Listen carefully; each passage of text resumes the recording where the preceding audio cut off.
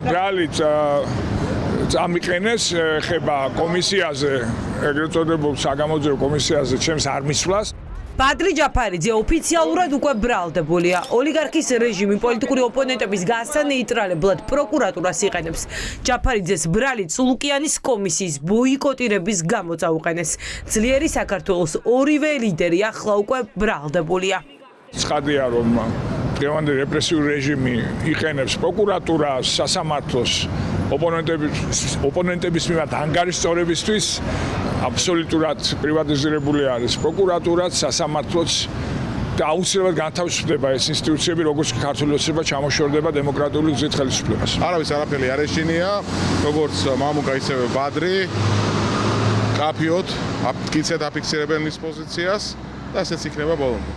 პროკურატურას ახლა 24 საათიანი ვადა აქვს სასამართლოს აღკვეთი ღონისძიების შეფარდების მოთხოვნით მიმართოს. სავარაუდოდ ჯაფარიძე ხაზარაძის გზას გაივლის. რამდენიმე დღის წინ მამუკა ხაზარაძისთვის შეფარდებული 50,000 ლარიანი გირაოთი მოსამართლემ თქვა, რომ წულუკიანის მოთხოვნის შეუსრულებლობა სწორედ ეს თანხაღირს. ბადრი ჯაფარიძე არის საქართველოს დამოუკიდებლობის აღდგენის აქტზე ხელის მომწერი და ვერანაირი ეს ღვარძლის კომისია და წულუკიანი მოგმის თხევის პლატფორმა ვერანაირ ზიანს ვერ მიაყენებს, რა გაგრძელებაც არ უნდა მოყვეს ამ პროცესში. ბიძინა ივანიშვილს აქვს შეიძლება ითქვას პერსონალური აუტანლობა ლელოსი და მისი ლიდერების, იმიტომ რომ ეს არის მართლაც სრულიად გაუკონტროლებელი ძალა, მისგან დამოუკიდებელი ძალა. პოლიტიკური რეპრესიების ფონზე ძლიერი საქართველოს საჩურით ევროსასამართლოს მიმართავს. საგანგებო განცხადება კოალიციის ლიდერებმა პროკურატურასთან გააკეთეს. წულუკიანს თავის მართლება ეგრეთ წოდებულ კომისიაზე გაკეთებული ბრალდებების გამო მოუწევს. სანამ თეა წულუკიანი და რუსული ოცნების საბჭოთა ტროიკის მსგავსი კომისია წარსდგება დამოუკიდებელი ქართული სასამართლოს წინაშე, ჩვენ ახლავე დავიწყებთ სამართლებრივ პროცესს და ასევე მივმართავთ სტრასბურგის სასამართლოს, რაცა საზოგადოების თვალში ვამხილოთ რეალური ზრახვები. ქართული ოცნება უკვე აღარ მალავს, რომ მისი მიზანია პოლიტიკური პარტიების გაუქმება. წულუკიანმა თავად თქვა, რომ ერთ-ერთი პარტია, რომელიც პოლიტიკურ პროცესს უნდა გამოეთიშოს, ხაზარაძის გუნდია. გვარები და პარტიები დღეს არ დაუკონკრეტებია შალვა პაპუაშვილს, თუმცა არც ის მალავს, რომ ოპონენტების საკრძალვა მათი გეგმის ნაწილია. ერთადერთი რასაც ჩვენ ვამატებთ არის ეგრეთ წოდებული მემკვიდრე პარტიის ინსტიტუტი, რომელიც ასევე ყველგან არსებობს, როდესაც კვლავ საკონსტიტუციო სასამართლოს მიმართავს შესაბამისი სუბიექტი და ამბობს, რომ საკონსტიტუციო სასამართლო თქვენ ცოტა ხნის წინ არაკონსტიტუციურად გამოაცხადეთ ფაშისტური პარტია და მაშინ ყოფი ფაშისტები წავიდნენ და პარტია X-ი და მაშინ ყოფი ფაშისტები წავიდნენ და დააფუძნეს პარტია Y.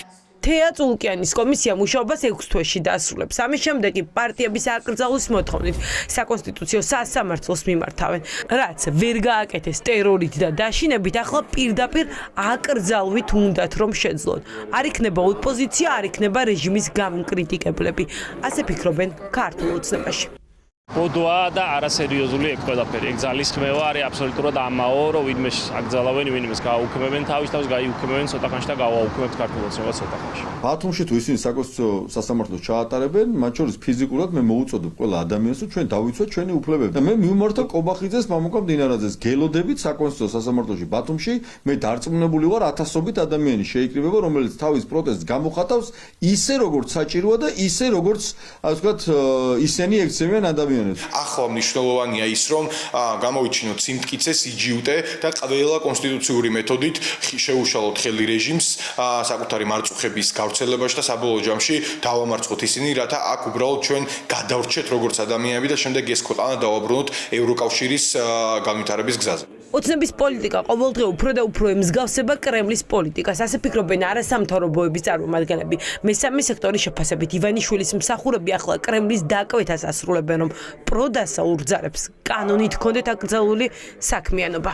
რომ ყველა ქვეყანაში პარტიები ეკრძალება, ეს არის აბსოლუტური ტყუილი და რაც შეეხება საქართველოში ნორმალური ოპოზიციური პარტიების აკრძალვას, რომელიც შეიძლება მოგწონდეს, შეიძლება არ მოგწონდეს, შეიძლება ვაძლევდეთ ან არ ვაძლევდეთ ხმას, ეს არის დემოკრატიის ჩვეულებრივი პლურალისტური დემოკრატიის აუცილებელი ნიშანი მარტო საბჭოთა კავშირში და სხვა ტოტალიტარულ ქვეყნებში არ იყო სხვა პარტიები, იმიტომ რომ ეს არის ზუსტად ტოტალიტარიზმის ერთ-ერთი მთავარი ნიშანი, რომ პარტიული პლურალიზმი არ არსებობდეს და აქეთკენ მიუწვით მთელი თავისი არსებით, ცხადია ქართული ოცნება. დაანონსებულ პარტიულ აკრძალვებამდე მოქმედებაზეა გადასული თეა წულუკიანი. ეგრეთ წოდებულ კომისიაზე გამოუცხადებლობის გამო ბრალდებულია უკვე ორი პოლიტიკური ლიდერი. მალე სასამართლოსთან ბრალდებულთა რიგები იდგება. ძლიერი საქართველოს ლიდერების გზას უახლოეს დღეებში კოალიცია ცვლილებისთვის 3 ლიდერი მელია, გვარამია და ჯაფარიძე გაივლიან.